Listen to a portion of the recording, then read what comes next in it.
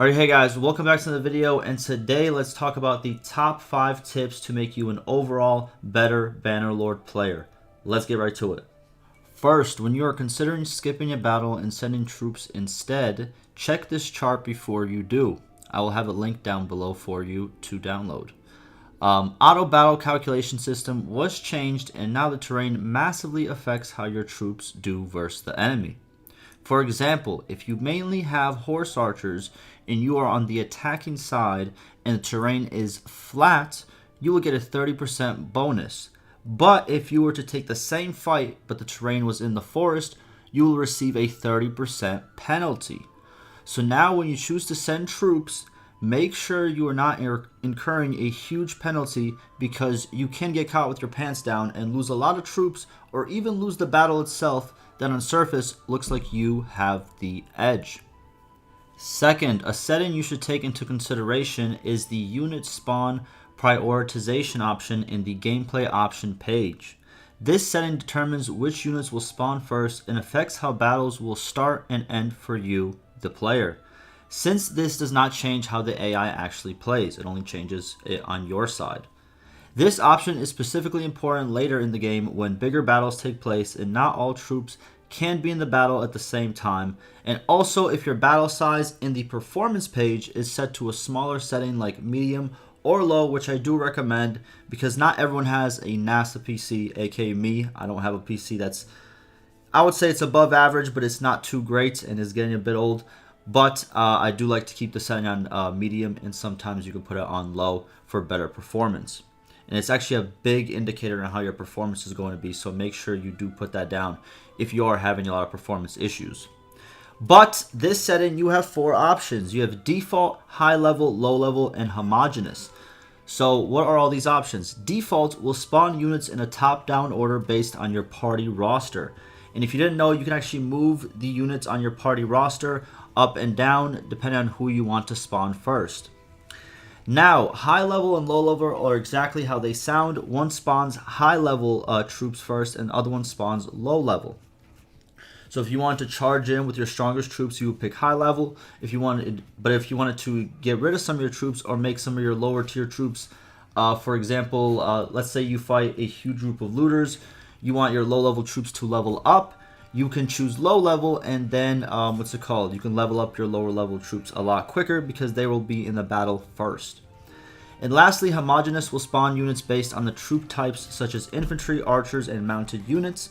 This option will try its best to make sure you have an even amount of different types of troops.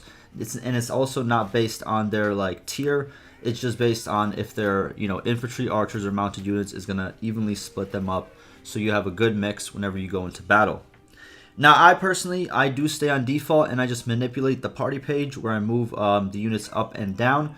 But there is no right or wrong answer here. It's based on how you want to play. I'm going to talk about a little strategy a little later in the video, but I do suggest you tinker and try to see what works best and leads to more victories for you. Third, we're going to be talking about one more setting in the same gameplay page, and it's called the reinforcement wave count. This setting sets how much reinforcement waves you will see coming from both sides of either a battle or a siege, from both teams pretty much that's in the fight. The options are unlimited, 3, 4, and 5 waves. Now, why is this important? Well, it could pretty much, end a siege without actually all the units having to fight. For example, if you have a lot of units, let's say in a town, defending, and you have a lot of units attacking as the besiegers, pretty much what's going to happen is once you actually go into the siege, if, let's say, for example, you have 3 waves chosen, guess what? Once those 3 waves are done actually fighting, another wave will not spawn. So whoever ends that battle decisively, pretty much it doesn't matter if you have a lot more reinforcements on both sides. Whoever wins that pretty much wins the siege. So not all units will have to actually fight. Hopefully that kind of makes sense. But now, how can you use both of these settings that we just talked about to your advantage? Well, it's simple. It's kind of pretty much what I just explained. Set your battle size to low. Okay, make sure your reinforcement waves are set to 3, which is the smallest option, and then set your unit spawn optimization to high level. And then technically you have an advantage to the AI, who by default, they don't actually choose high level. They choose pretty much the default option of like, units will spawn based on the party roster. And in this case, you will have a higher level of troops versus a mix of AI troops, and in turn you will have an easier battle or siege that can end without actually all your units having to fight if you can, quickly get in there with the high level troops and take them out. So it's pretty good strategy if you did want to use it to get your first castle or your first town. You wanted to use everything to your advantage. This might be a good thing to put into your gameplay. 4, to massively increase your map speed, okay? To kind of significantly increase it, and a good thing to always keep in mind whenever you're playing, especially when you're gaining troops or losing troops, you want to make sure you know this, okay? So what is it? It's to make sure that your infantry and your unmounted archer troops have 1 horse in your inventory. So each single troop that's unmounted has pretty much 1 horse to account for, okay? Now, why is this important? Let me go over the example first and then explain, right? So for example, if you have 100 infantry and unmounted archers total, right? Get yourself 100 horses because this will technically speed your party up. Your infantry and your unmounted archers will ride the horses whenever you are on the party map, therefore making them faster. Now, you also, if you have too much horses compared to your infantry and unmounted archers, they will also slow you down as much as if you had too little amount of horses, right? So you want to have a 1-to-1. That's the pretty much how many infantry you have plus how many archers you have that are unmounted should equal the amount of horses you have in your inventory. And it doesn't matter what type of horse it is. It can be a pack horse or a noble steed. That doesn't really matter. But if you want to maintain a good speed, you want to kind of always check, do you have that 1-to-1 ratio or as close as possible? Otherwise, you will incur map speed penalties.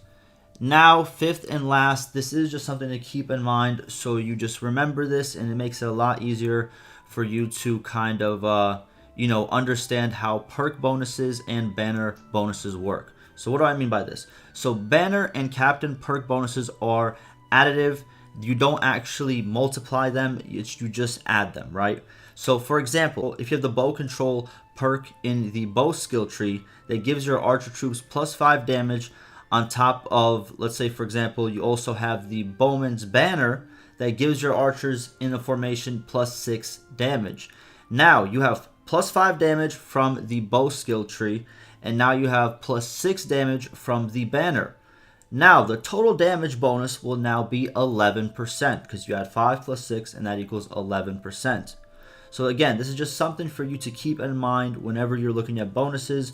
Don't kind of think it's something very complicated, or it's you have to put the the point this, point that. No, it's very basic math. You just add the bonuses together, or if one is a bonus and one is kind of like a penalty, pretty much is adding and subtracting, and that's how you're going to get the total bonus that you're receiving or the penalty that you are incurring.